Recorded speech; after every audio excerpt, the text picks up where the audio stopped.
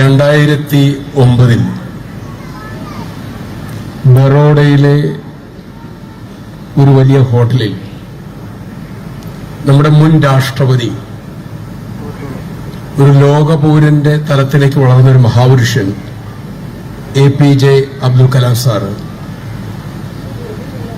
പരിപാടിയായിട്ട് ബന്ധപ്പെട്ട് വന്നിരിക്കുന്ന സമയം അദ്ദേഹത്തിന് വൈകുന്നേരം ഒരു ഫോൺ കോൾ വന്നു. ആ ഫോൺ കോൾ ഡോക്ടർ ശൈലേഷ് മേത്തയുടെയാണ്. അദ്ദേഹത്തിന് 69 വയസ്സുണ്ട്. ഭാരതത്തിൽ അറിയപ്പെടുന്ന കാർഡിയാക് സർജൻ. ഒരു ദിവസം കുറഞ്ഞത് 10ഓളം ഹൃദയ ശസ്ത്രക്രിയ ചെയ്യുന്നയാൾ. മനുഷ്യരക്തം തന്റെ കൈകളിൽ പുരളാത്ത ഒരു ദിവസം പോലും അദ്ദേഹത്തിനില്ല. അദ്ദേഹത്തിന് കിട്ടണമെങ്കിൽ കുറഞ്ഞത് 6 മാസം മുമ്പ് ബുക്ക് ചെയ്യണം. അദ്ദേഹമാണ് സാറിനെ വിളിച്ചത്. എനിക്കൊരു 10 മിനിറ്റ് വേണം, ഞാൻ വലിയ പ്രശ്നത്തിലാണ്. അദ്ദേഹം പറയുന്നുണ്ട്, ഇതൊരു ഇമോഷണൽ അല്ല ശൈലേഷ് മേത്ത, അങ്ങ് വന്നോളൂ, അങ്ങക്ക് എന്താ പ്രശ്നം, നേരിട്ട് പറയണം. അങ്ങനെ ഹോട്ടലിൽ അദ്ദേഹം എത്തുന്നു. ഇവര് സംസാരിക്കുന്നു. അദ്ദേഹം പറയുന്നു, 2008 ഡിസംബർ 25-ാം തീയതിയാണോ 26-ാം തീയതിയാണോ അദ്ദേഹത്തിന്റെ ഹോസ്പിറ്റലിൽ യങ് പേരൻസ് വരുന്നു, ചെറുപ്പക്കാരായ മാതാപിതാക്കൾ. അവരുടെ കൂടെ ഒരു 5 വയസ്സായ മിടുക്കിയായ ഒരു പെൺകുട്ടിയുണ്ട്. ശൈലേഷ് മേത്ത സാറിന്റെ യങ് ടീം പരിശോധിച്ചതിന് ശേഷം അദ്ദേഹം രോഗി നോക്കുകയുള്ളൂ. ഈ കുട്ടിക്ക് ഹൃദയ സംബന്ധമായ പ്രശ്നമാണ്. ജൂനിയർ ഡോക്ടേഴ്സിനെ കണ്ടു, അവർ പരിശോധിച്ചു. അവരോടും തന്നെ പറഞ്ഞു, ഒന്നും ചെയ്യാനില്ല, സാറിനെ കണ്ടിട്ട് കാര്യമില്ല. ഈ ചെറുപ്പക്കാരി അമ്മ പൊട്ടിക്കരഞ്ഞു. എവിടെ ചെന്നാലും ഇത് തന്നെയാണ് കേൾക്കുന്നത്. ഞങ്ങൾക്ക് അദ്ദേഹത്തിന് കാണാൻ, എന്റെ കുഞ്ഞിന്റെ ഈ കേൾഷീറ്റ് ഒന്ന് കാണിക്കാനെങ്കിലും അവസരം തരൂ, ഞങ്ങൾക്കൊന്നും ചെയ്യാനില്ല. മിടുക്കിയ കുട്ടി അതിലൂടെ ഓടിപ്പാഞ്ഞ് നടക്കുന്നുണ്ട്. ഏതായാലും ഡോക്ടർ ശൈലേഷ് മേത്ത അറിഞ്ഞു. അദ്ദേഹം അവരെ തന്റെ ക്യാബിനിലേക്ക് വിളിപ്പിച്ചു. അവിടെ ചെന്നു. ഇവർ കൊടുന്ന കേൾഷീറ്റ് തുറന്നു നോക്കി. ആദ്യത്തെ 2 പേജ് നോക്കി കഴിഞ്ഞിട്ട് സാർ പറഞ്ഞു, സോറി, എനിക്ക് സങ്കടമുണ്ട്, എനിക്കൊന്നും ചെയ്യാനില്ല. ചെയ്യാനുള്ളത് ഈ നിമിഷം തന്നെ ഈ കുട്ടിക്ക് ഓപ്പൺ ഹാർട്ട് സർജറി ചെയ്യണം. അങ്ങനെ ചെയ്താൽ 70% ഈ കുട്ടി രക്ഷപ്പെടാൻ സാധ്യതയില്ല.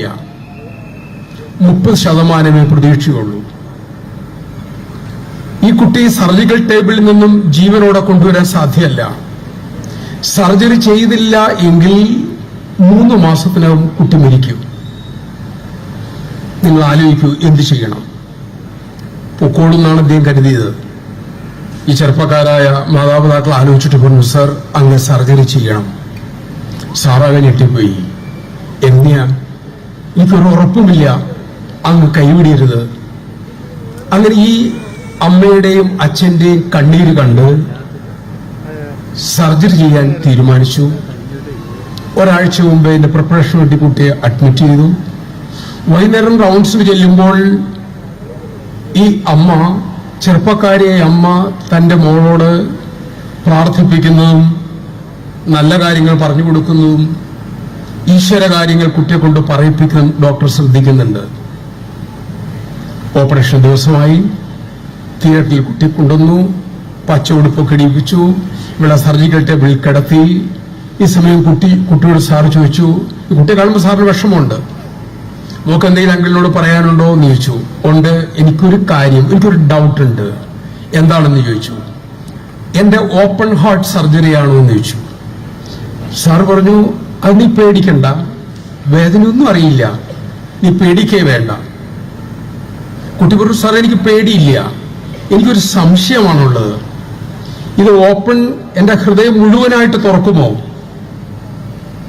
ഡോക്ടർ വീണ്ടും പറഞ്ഞു, നീ പേടിക്കല്ലേ, ഞങ്ങൾ ചെറിയൊരു കുത്തിവയ്പ് തരും, നീ ഉറങ്ങിപ്പോവും, കുറച്ചു നേരം നീ കണ്ണു തുറക്കും, എല്ലാം ശരിയാവും. അങ്കിൾ, എനിക്ക് പേടിയില്ല, എനിക്കൊരു സംശയമാണുള്ളത്. ഡോക്ടർക്കൊന്നും പറയാനില്ല. ശരി, നിന്റെ സംശയം ചോദിച്ചോളൂ. എന്റെ അമ്മ എന്നോട് പറഞ്ഞിട്ടുണ്ട്, ഈശ്വരൻ വസിക്കുന്നത് ഹൃദയത്തിന്റെ അകത്താണെന്ന് പറഞ്ഞിട്ടുണ്ട്. ഞാൻ കണ്ണടച്ചു നോക്കിയാൽ കാണുന്ന മുഴുവൻ ഇരുട്ടാണ്. അങ്ങ് എന്റെ ഹൃദയം തുറക്കാൻ പോവുകയാണ്. അങ്ങനെ തുറക്കുമ്പോൾ അതിൻ്റെ അകത്തിരിക്കുന്ന ഈശ്വരനെ എന്റെ അന്വേഷണം അറിയിക്കണം. 1. 2, ഈശ്വരൻ എങ്ങനെയാണ് ഇരിക്കുന്നതെന്ന് അങ്ങ് ശ്രദ്ധിച്ചു നോക്കി എനിക്ക് പറഞ്ഞു തരണം. ഡോക്ടറെ കണ്ണു നിറഞ്ഞു, കുട്ടിക്ക് ഇഞ്ചക്ഷൻ കൊടുത്തു, അവൾ ഉറക്കത്തിലേക്ക് പോയി, ബോധം കിട്ടു, സർജറി ആരംഭിച്ചു. ആദ്യത്തെ 45 മിനിറ്റ് കഴിഞ്ഞു. ഈ കുട്ടിയുടെ ആ കുഞ്ഞു ഹൃദയത്തിൽ ഒരു തുള്ളി രക്തം പോലും വരുന്നില്ല. കുട്ടിയുടെ ശരീരത്തെ ഘടിപ്പിച്ചിരിക്കുന്ന യന്ത്രങ്ങളെല്ലാം കുട്ടി സിങ്കിങ് ആണെന്ന് കാണിച്ചു തുടങ്ങി. ഡോക്ടറെ കണ്ണു നിറഞ്ഞൊഴുകി. നേഴ്സ് കണ്ണട മാറ്റി കണ്ണക്കുപ്പി കൊടുത്തു. ജൂനിയർ ഡോക്ടറോട് പറഞ്ഞു, ഇനിയൊന്നും നമുക്ക് ചെയ്യാനില്ല, ഞാൻ തോറ്റു, തുന്നിക്കെട്ടിക്കോളൂ എന്ന് പറഞ്ഞു. എല്ലാം സിങ്കിങ് ആണ്. ഈ സമയം പെട്ടെന്ന് അദ്ദേഹത്തിന്റെ ഉള്ളിൽ ആ കുട്ടിയുടെ വാക്ക് കേൾക്കുകയാണ്, അങ്കിൾ ഇത് തുറക്കുമ്പോൾ അതിൻ്റെ അകത്ത് ഈശ്വരനുണ്ടെങ്കിൽ എങ്ങനെയാണ് ഇരിക്കുന്നത് എന്നൊന്ന് പറയണേ.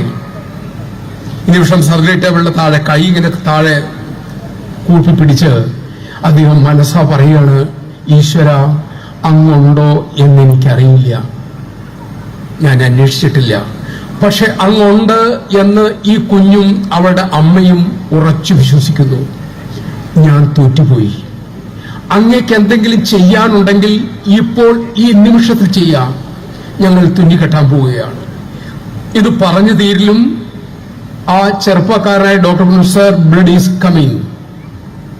ആദ്യത്തെ ഒരു തുള്ളി രക്തം അവളുടെ വാൽവ് തുറന്ന് ഹൃദയത്തിന്റെ അകത്തേക്ക് വീണു. സർജറി ടേബിൾ ആക്റ്റീവായി. നീണ്ടുനിന്ന 4.5 മണിക്കൂർ സർജറി. എല്ലാം ശരിയായി. കണ്ണുനീര് തുടച്ച് ഈ കഥ പറഞ്ഞിട്ട് ഡോക്ടർ ശൈലേഷ് മെത്ത പറഞ്ഞു, സർ ഞാൻ ഇന്ന് അവളെ കാണാൻ പോവുകയാണ്. അതിനുശേഷം യാത്രയായിരുന്നു. ഇന്ന് ഞാൻ അവളെ കാണും. ഇനി കുറഞ്ഞൊരു 60 വയസ്സ് പൂർണ്ണ ആരോഗ്യത്തോടെ ഈ കുഞ്ഞു ജീവിക്കും. അവൾക്ക് കുടുംബജീവിതം നയിക്കാം. പക്ഷെ എന്റെ പ്രോബ്ലം അതല്ല. അങ്ങേക്ക് എന്താണ് ഇനി പ്രോബ്ലം ഉള്ളത്? അബ്ദുൽ കലാം സാർ ചോദിച്ചു. അദ്ദേഹം പറഞ്ഞ വാക്കുതാണ്, ഞാൻ ഇന്ന് അവളെ കാണുമ്പോൾ ആ കുഞ്ഞെന്നോട് ചോദിക്കും, അങ്കിൾ ഈശ്വരനെ കണ്ടുവോ? ഈശ്വരൻ എങ്ങനെയാണ് ഇരിക്കുന്നത്? ഞാൻ എന്ത് ഉത്തരമാണ് ആ കുട്ടിയോട് പറയേണ്ടത്? പുഞ്ചിരിച്ചുകൊണ്ട് ഈറനണിഞ്ഞ കണ്ണുകളോടെ ആ അബ്ദുൽ കലാം എന്ന മഹാപുരുഷൻ പറഞ്ഞു, അങ്ങ് ആ മോളോട് പറയണം, മക്കളെ നിന്റെ കുഞ്ഞു ഹൃദയത്തിലേക്ക് ഒരു തുള്ളി രക്തമായി ഈശ്വരൻ ഇറങ്ങി വരുന്നത് ഞാൻ കണ്ടു. ഈശ്വരനെ കാണാനാവില്ല, അനുഭവിക്കാനാകും. ഇത് പറഞ്ഞു കഴിഞ്ഞിട്ട് അബ്ദുൽ കലാം സാർ അന്ന് തന്റെ മുള്ളിലിരുന്ന ഇതുപോലെ ഇരിക്കുന്ന യങ് മദേഴ്സിനോടും യങ് ഫാദേഴ്സിനോടും പറഞ്ഞു, എന്നോടൊന്ന് ഡോക്ടർ ശൈലേഷ് മെത്ത ഒരു കാര്യം പറഞ്ഞു, I am now 69 years old. ഞാനിപ്പോൾ 69 വയസ്സായ ഒരാളാണ്. ഞാൻ ഇന്നൊരു കൾച്ചർ ഉള്ളയാളാണ്. എന്നെ ആ കൾച്ചർ ഉണ്ടാക്കിയത് ആ 5 വയസ്സായ പെൺകുട്ടിയാണ്. ഈ കാര്യം പറഞ്ഞിട്ട് തന്റെ മുന്നിലിരിക്കുന്ന യുവാക്കളായ മാതാപിതാക്കളോട് അബ്ദുൽ കലാം സാർ എന്ന് പറഞ്ഞു, ആ 69 വയസ്സായ പ്രശസ്തനായ ഡോക്ടർ ശൈലേഷ് മെത്തയെ ഒരു കൾച്ചേർഡ് മാൻ ആക്കിയത് 5 വയസ്സായ കുട്ടിയാണ് എങ്കിൽ ആ കുട്ടിയെ അങ്ങനെ എത്തിച്ചത് അവളുടെ അമ്മയാണ്. നിങ്ങൾക്ക് ഓരോരുത്തർക്കും നമ്മുടെ കുഞ്ഞുങ്ങളിൽ അതിമഹത്തായ സംസ്കാരത്തിന്റെ വിത്ത് വിതയ്ക്കാനും വളർത്താനും പടർത്താനും സാധിക്കും. അതേ നിങ്ങൾക്ക് ചെയ്യാനുള്ളൂ. അത് ചെയ്തില്ല എങ്കിൽ, ഭീഷണി സ്വരമല്ല, കുറച്ച് പ്രായമായ അനുഭവത്തിൽ നിന്നും പറയാണ്, കാലം നമ്മളോട് ചോദിക്കും, നിനക്ക് നല്ലൊരു കുഞ്ഞിനെ തന്നു, ആ കുഞ്ഞിന് നീ എങ്ങനെയാണ് സമൂഹത്തിന് തിരിച്ചു കൊടുത്തത് എന്ന് ചോദിക്കുമ്പോൾ ഉത്തരമില്ലാതെ തലയും താഴ്ത്തി നമുക്ക് നിൽക്കാൻ